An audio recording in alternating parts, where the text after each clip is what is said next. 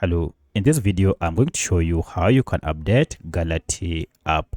By updating Galatea app, you'll be able to get the latest features that comes with this app. You'll also be able to fix any errors that might be associated with Galatea app. So if this video helps, please like and subscribe to this channel. Alright, so if you want to update Galatea app, you need to go ahead and first access either the app through Google Play Store or App Store. So for my case, I'm on Android, and therefore I'll go to Play Store, and then from Play Store, I'll go ahead and search for the app here once I'm logged in.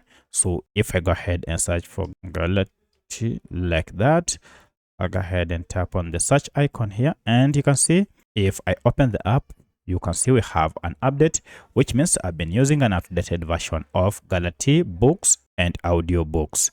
To update it, go ahead and tap on update. And this will go ahead and download the latest version of this app. And as you can see, it has been downloaded and installed on my smartphone. From here, now you can go ahead and open to start using the latest version of Galatea app.